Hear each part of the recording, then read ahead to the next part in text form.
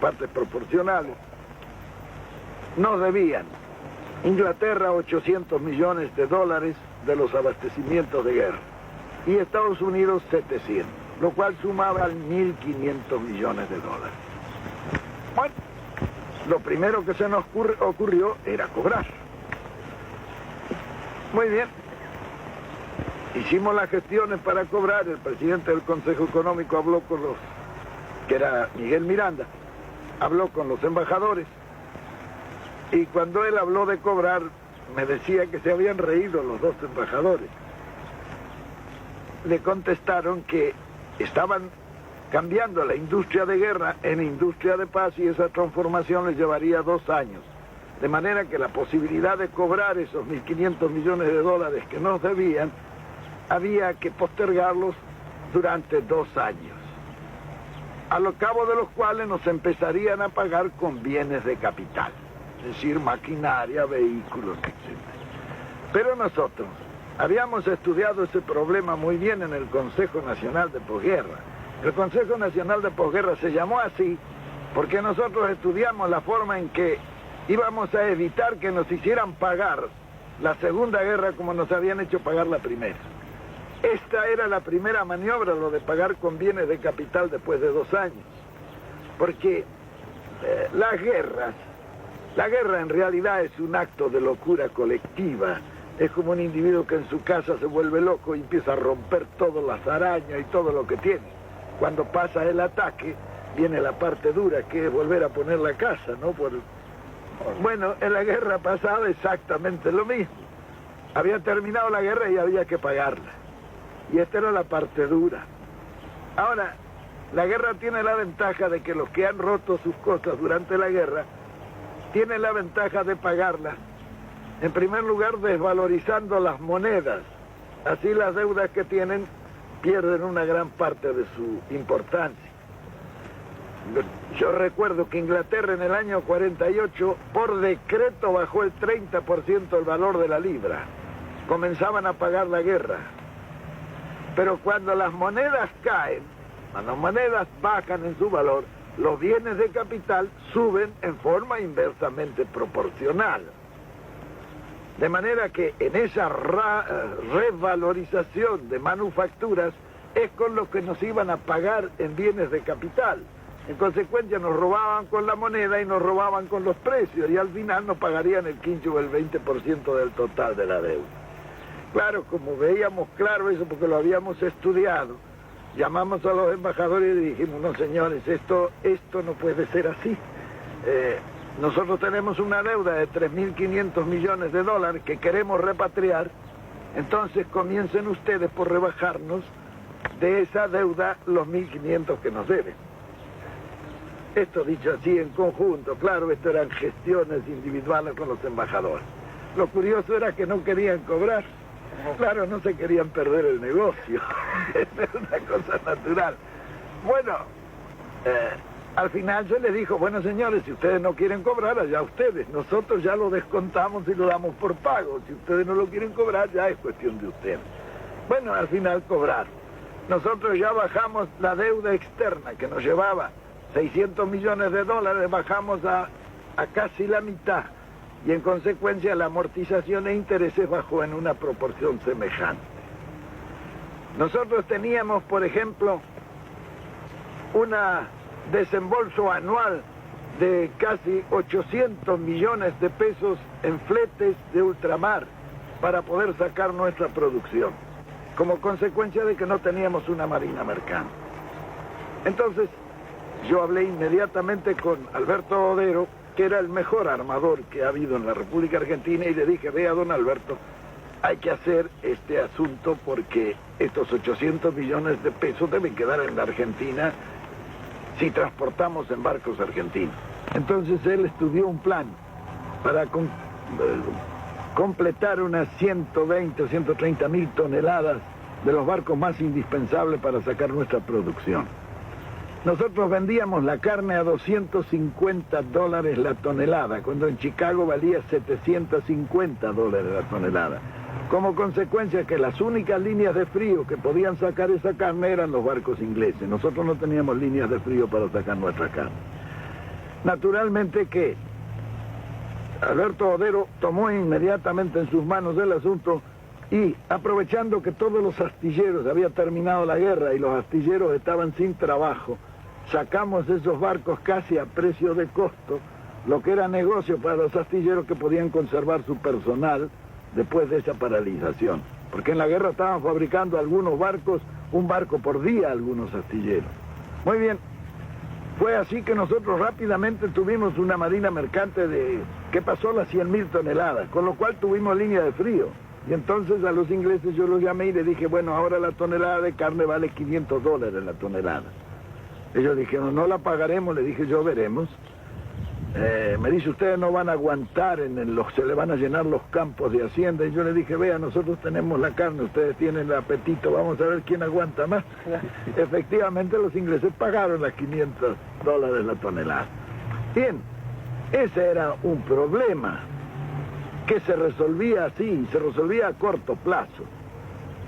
Lo que nos disminuía esos 800 millones de pesos que pagábamos en transportes de ultramar, ya iban a comenzar a quedar en el país.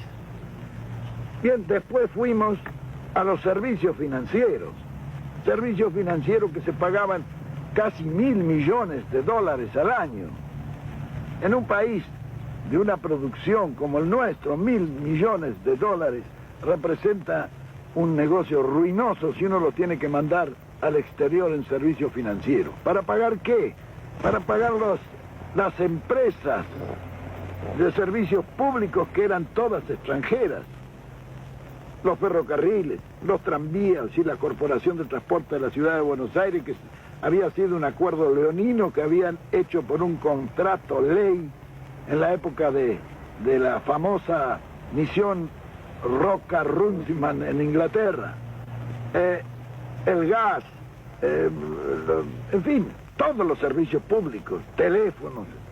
Muy bien, cuando se trató ese asunto, tuvimos una discusión muy grande dentro del gabinete, porque Miranda, un hombre práctico, dijo, esto se compra todo.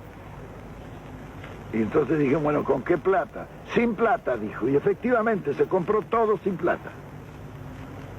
Se compraron los ferrocarriles, los teléfonos, se hizo la marina mercante, se compró el gas, los seguros, reaseguros, se nacionalizó la exportación, los depósitos bancarios, en fin.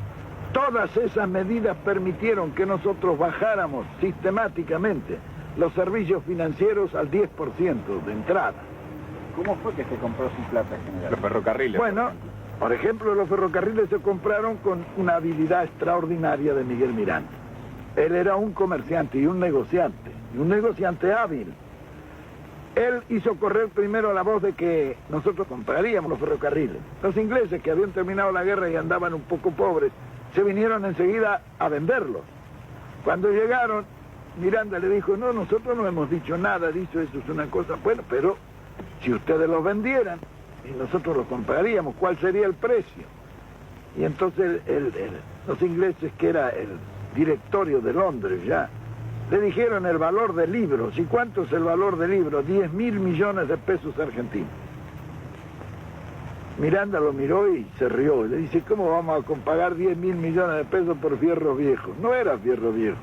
Estaban funcionando cerca de 50 y tantos mil kilómetros de vía con estaciones y en muchas partes una legua a cada lado, que era lo que le habían dado en la concesión inicial. Había pueblos, había 26.000 propiedades de los ferrocarriles. El Dock Sud, el puerto de Buenos Aires, era de los ferrocarriles ingleses. Muy bien, claro, se siguió negociando. ¿Cómo se hizo este negocio? Bueno, Miranda empezó a regatear. Los ingleses estaban duros, porque para negociar los ingleses son muy hábiles y muy duros. Hasta que bajaron a 8.000. Y Miranda siempre decía, no es posible. Los ingleses ya habían estado muchos días en Buenos Aires, se querían ir. Bueno, y un día cometieron un error. Lo vieron a Miguel Miranda y le dijeron, vea, si ustedes nos pagan 6.000 millones por los ferrocarriles, nosotros le depositamos a usted y a Perón, en un banco que ustedes nos indiquen, 100 millones de dólares. Al día siguiente, claro, estos negocios se hacen así. Al día siguiente Miranda a Diana ya estaba golpeándome la puerta de mi pieza en la residencia y me dijo, vea general, ya está listo este negocio, lo vamos a sacar porque si nos ofrecen una coima para que le paguemos 6.000 millones porque no valen los 6.000 millones. Bueno, siguió discutiendo y un día vino y me dijo, bueno, está cerrado el asunto. Los conseguimos los ferrocarriles por 2.029 millones de pesos. Era el precio que habían ajustado. Me dice, y eso lo podemos hacer muy fácilmente. En el contrato de compra-venta, Miguel Miranda le puso que se compraban bienes directos e indirectos de los ferrocarriles. Esos indirectos representaban 26.000 propiedades que tenían los ferrocarriles en el país. Esto no se dieron cuenta los ingleses cuando se hizo el contrato de compra-venta. Por eso Mr. Eddy cuando se firmó se desmayó. Recién se dio cuenta. Bueno, pero aún los 2.029 millones había que pagarlos. ¿Cómo se pagaron esos 2.029 millones? Y nosotros no teníamos dinero, emitimos. Luego de las propiedades, que se tomaron 4 o 5 propiedades y sacaron 2.000 millones de pesos de la venta. Con eso se retiró la emisión y quedaron todavía en la tesorería el remanente de la venta que se había hecho. Los ferrocarriles los pagábamos con trigo. Trigo que estaba depositado en los depósitos subterráneos que habíamos hecho nosotros esperando que subiera el precio del trigo. Nos quedamos con todos los ferrocarriles y 26.000 propiedades. ¿Y qué pagamos? Era como decía Miranda, lo compramos con papelito. Y efectivamente se compró. Todo lo demás se hizo en forma similar, es decir, un buen negociante que, aprovechando el Estado, hizo buenos negocios. Por eso los ingleses no nos han perdonado nunca. Nos reíamos un día porque cuando fue el ministro de Agricultura me preguntaron a mí cuál era mi ascendencia por la forma en que habíamos negociado. Y yo le dije, vea, mi bisabuela era escocesa. Ah, dijeron los ingleses. Claro que organizada la finanza y la economía interna fue posible también desarrollar todos los demás aspectos. El campo no fue abandonado como algunos